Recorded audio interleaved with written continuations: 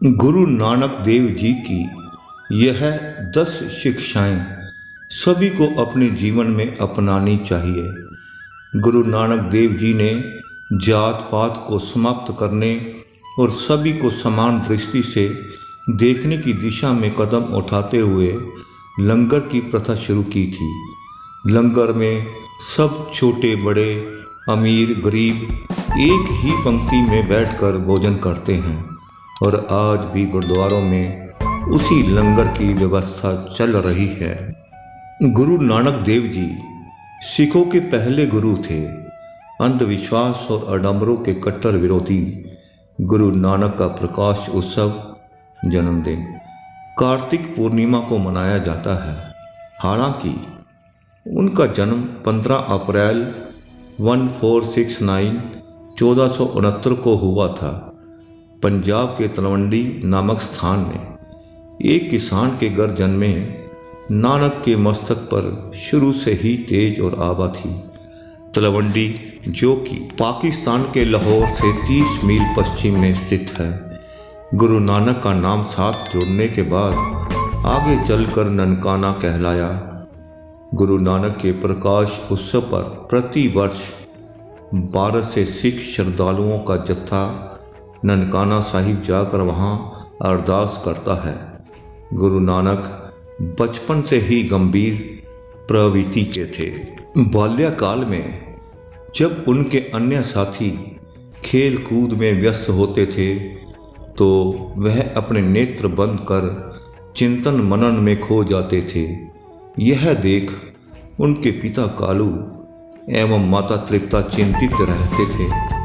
उनके पिता ने पंडित हरदयाल के पास उन्हें शिक्षा का ग्रहण करने के लिए भेजा, लेकिन पंडित जी बालक नानक के प्रश्नों पर निरुत्तर हो जाते थे और उनके ज्ञान को देखकर समझ गए कि नानक को स्वयं ईश्वर ने पढ़ाकर संसार में भेजा है।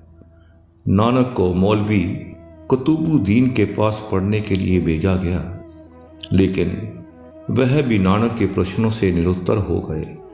नानक ने घर बार छोड़ बहुत दूर दूर के देशों में भ्रमण किया, जिससे उपासना का सामान्य स्वरूप स्थिर करने में उन्हें बड़ी सहायता मिली।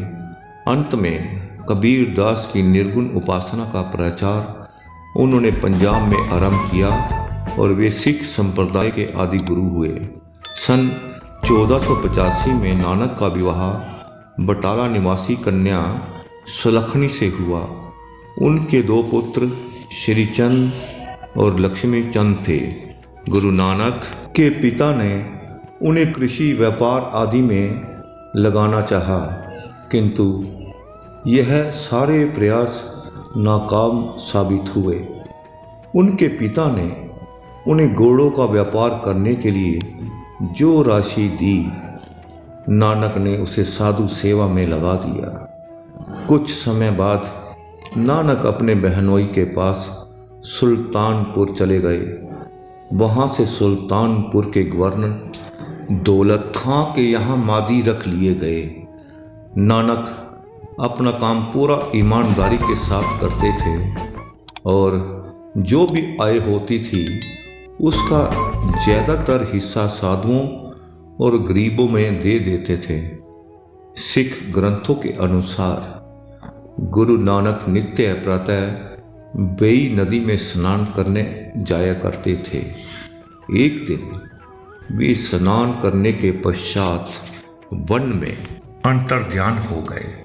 उस समय उन्हें परमात्मा का साक्षात्कार हुआ। परमात्मा ने उन्हें अमृत पिलाया और कहा, मैं सब तुम्हारे साथ हूँ। जो तुम्हारे संपर्क में आएंगे वे भी आनंदित होंगे। जाओ, दान दो, उपासना करो, स्वयं नाम लो और दूसरों से भी नाम स्मरण कराओ। इस घटना के पश्चात वे अपने परिवार का भार अपने ससुर को सौंपकर विचरण करने निकल पड़े और धर्म का प्रचार करने लगे। उन्हें देश के विभिन्न हिस्सों के साथ ही विदेशों की भी यात्राएं की। और जन सेवा का उपदेश दिया।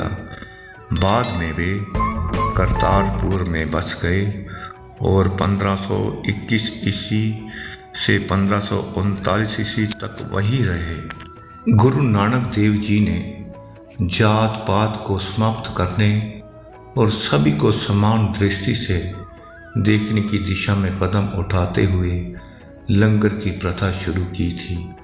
लंगर में सब छोटे बड़े, अमीर गरीब एक ही पंक्ति में बैठकर भोजन करते हैं। आज भी गुरुद्वारों में उसी लंगर की व्यवस्था चल रही है, जहाँ हर समय हर किसी को भोजन उपलब्ध होता है। इस सेवा में और भक्ति भाव मुख्य होता है।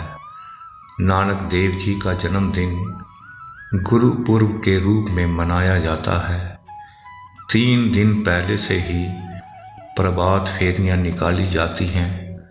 जगह जगह भक्त लोग पानी और शरबत आदि की व्यवस्था करते हैं। गुरु नानक जी का निधन सन 1539 ईस्वी में हुआ। उन्होंने गुरुगद्दी का भार गुरु अंगद देव बाबा लहना को सौंप दिया और स्वयं करतारपुर में ज्योति में लीन हो गए। गुरु नानक ने सदैव नम्रता का आचरण किया और दुनिया को सच्चे धर्म का मार्ग दिखाया। गुरु नानक जी की शिक्षा का मूल निचोड़ यही है कि परमात्मा एक, अनंत, सर्वशक्तिमान और सत्य है। वह सर्वत्र व्याप्त है। मूर्ति पूजा आदि निरर्थक है। नाम स्मरण सर्वोपरि तत्व है और नाम गुरु के द्वारा ही प्राप्त होता है। गुरु नानक की वाणी भक्ति, ज्ञान और वैराग्य से ओतप्रोत है। उन्होंने अपने अनुयायियों को जीवन की 10 शिक्षाएं दी हैं। 10 शिक्षाएं जो ये है: नंबर 1, ईश्वर एक है। नंबर 2, सदैव एक ही ईश्वर की उपासना करो। नंबर 3, ईश्वर सब जगह और प्राणी मात्र में मौजूद है। नंबर 4, ईश्वर की भक्ति करने वालों को किसी का प्यार नहीं रहता। नंबर 5, ईमानदारी से और मेहनत करके उदर पूर्ति करनी चाहिए। नंबर 6, बुरा कार्य करने के बारे में ना सोचें और ना किसी को सताएं। नंबर 7, सदैव प्रसन्न रहना चाहिए। ईश्वर से सदा अपने लिए क्षमा मांगनी चाहिए। नंबर 8, मेहनत और ईमानदारी की कमाई में से ज़रूरतमंद को भी कुछ देना चाहिए। नंबर 9, सभी स्त्री और पुरुष बराबर हैं। नंबर 10, भोजन शरीर को जिंदा रखने के लिए जरूरी है, पर लोभ, लालच वह संग्रह वृत्ति बुरी है।